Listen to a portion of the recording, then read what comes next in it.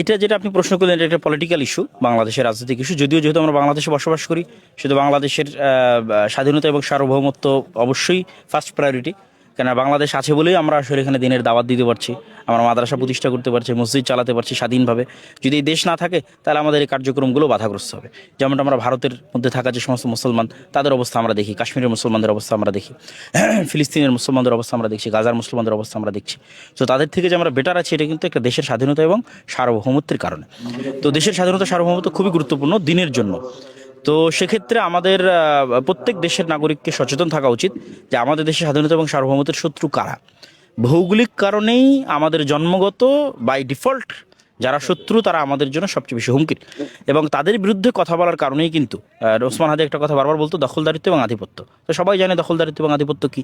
তাদের বিরুদ্ধে কথা বলার কারণেই কিন্তু আসলে তাকে গুলি করে হত্যা করা হলো, এবং এতদিন পার হয়ে যাওয়ার পর আসামি গ্রেফতার হলো না। এটাই সবচেয়ে বড় কারণ যে এটার সাথে দেশি এবং বিদেশি একটা বড় ধরনের ষড়যন্ত্রের যোগ সাজশ আছে।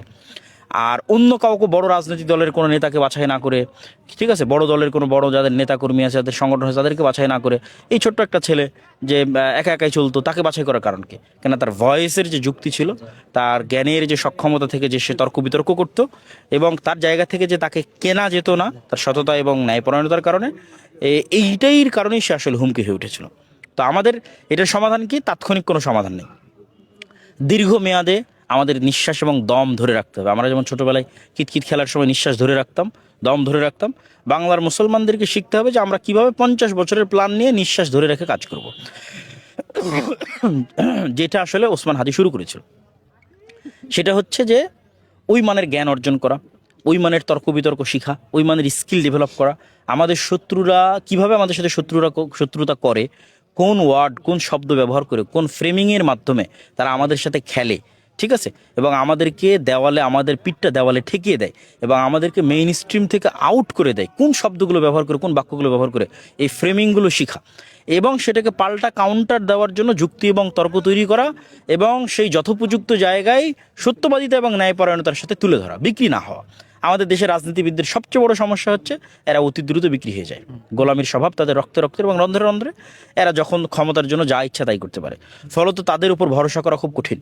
এই জন্য আমাদের এরকম আদর্শবান তরুণ লাগবে যারা চরম লেভেলের জ্ঞানী হবে, চরম লেভেলের মেধাবী হবে, উপস্থিত তর্ক বিতর্কে পারদর্শী হবে, ইংরেজি এবং আরবি সকল ভাষায় পারদর্শী হবে, আবার শত্রু সম্পর্কে খুব ভালো জানবে, এবং তাদের সাথে ফাইট এবং কাউন্টারও দিতে পারবে, এবং নিজ আদর্শে কখনো ছাড় দিবে না। সালাফি কনফারেন্স আমরা জামিয়া সালাফের পক্ষ থেকে প্রতি বছর আয়োজন হয়ে থাকে।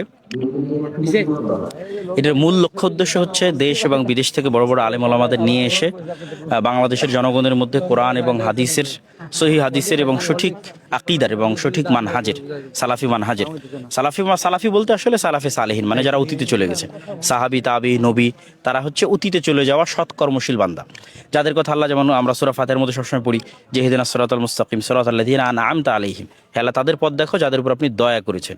মানে অতীতে যারা চলে গেছে তাদের মধ্যে যাদের আপনি দয়া করেছেন, তারা কারা? তারা নবীরা, তারা সিদ্দিকিন, তারা সোহাদা, তারা সাহাবি। ওইটা কি বলা হয়? সালাফ, মানে অতীতে চলে যাওয়া সৎ কর্মশীল বান্দা, তাদের পথে চলার চেষ্টা, যেটা আমরা সূরা ফাতিহার মধ্যে পড়ি।